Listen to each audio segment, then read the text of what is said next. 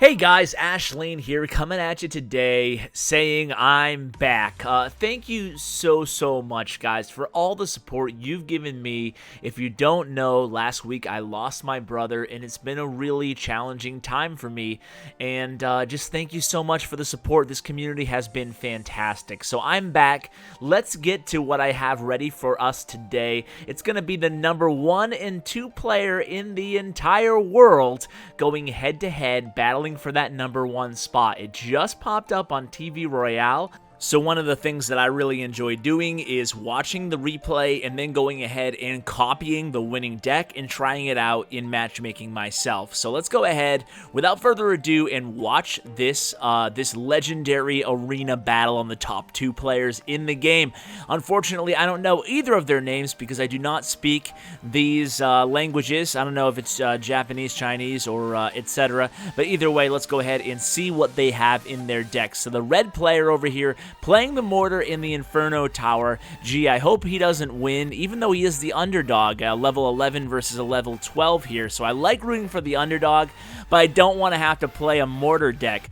But it looks like the blue player here is actually going to go ahead and do pretty well with the Dragon and the Goblins on that right tower. So that was a really strong move there by blue. So you can see both these decks have the Elixir Collector, and that's about it in terms of similarities. So he's, let's see, they're both going to go ahead and reload right now, playing the Elixir Collectors. It looks like the red player's deck is built around comboing the Mortar with protection from the Inferno Tower or the Cannon in that same lane. So we'll see how he does with this combination. But there's the Mortar, and he's going to play the Inferno Tower probably. No, he's going to play the arrows against the Princess. So it looks like that Mortar Tower is going to be sacrificed there. I am watching this for the first time with you guys live, so we're kind of doing the play-by-play commentary kind of live here. So the blue player's deck, it looks like this deck is built around using the Golem, but he hasn't got a chance to use it at all right now because he's really trying to stay on top of countering that Mortar. It's really stopping him from doing what he wants to do offensively. He does have the 2 Elixir, now 3 Elixir pumps built, so he has the Elixir advantage. But here's another combination with the Mortar and the Cannon. Now Skeleton Army's a decent counter to the Mortar, but you can see there sometimes if you don't have anything else backing it up on the board, it can be not enough to take down that Mortar and the Cannon. So the Mortar is still chipping away at that left tower from the red player. It looks like blue still has a slight advantage in terms of the health left on the tower. This is definitely going to be a brawl of the big max players. Look at all these cards. They're all maxed or very close to. So let's go ahead and see who wins here. I can't believe, guys, I have opened up about 8 or 9 super magical chests now at this point. Still no princess card. It's killing me. So I do not have princess. So if the blue player wins, we will not be able to use the princess card. So maybe we will root for the red team because that's a hard card to substitute. You can use a musketeer or something, but it doesn't do the trick, or archers. It just doesn't. Oh, and look at the rocket is going to be the coup de grace, I guess. That's going to take down that left tower, and it looks like red's going to pull this off. Blue finally gets a golem on the board, but it looks like we don't have to worry about the princess not having the princess card. It looks like red's going to win this one and either retain the number 1 spot or regain the number 1 spot in the game. It looks like retain. So red is now the number 1 player in the world, and that was it. That was the battle of the top 2 players. So let's go ahead and copy this deck and see if we can't win with it. So let's try to memorize as many of the cards as possible here. Minion Horde, Inferno, Mortar, Cannon. Okay, let's go ahead and start with those, and we'll build the deck. We'll put it in slot 2 here, not using this deck currently. Let's upgrade this Inferno Tower. Why not? Level 8 Inferno Tower, pretty excited about that. I haven't upgraded a card in quite a while, so I actually got to level 10 in Finland, and I've been kind of stuck there ever since. Really low in the experience on level 10. It's bittersweet to upgrade to level 10 or any new level, because I always like being the underdog or feeling like you're a really powerful level 9. Now I'm a really weak level 10, so you know when people play you and you're 1 level higher than them. So if I come across a level 9, for example, they have no way of knowing that I just leveled up, and they're probably the same strength as me. But anyway, I'm just kind of rambling here. What am I missing right now? I'm missing arrows and let's see, arrows and skeletons. So skeleton and then arrows, and we'll have the deck ready to go.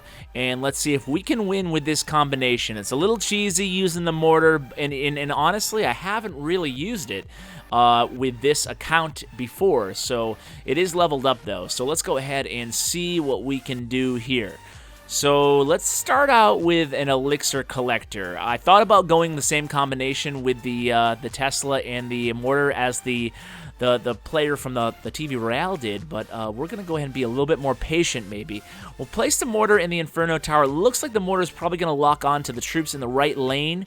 He has a lot coming at me with a rage spell here, so Cannon's going to be against those troops. Going to drop the skeletons in here just to try to cluster up the area a little bit. But that was a pretty good defense there, to be honest with you. He came at me with a full elixir worth of troops, and now my mortar is going to slowly bleed into this left tower. I'm going to drop those minions. I want to see if he has arrows ready. It doesn't look like he does. He chooses to use the fireball against the mortar rather than the minions.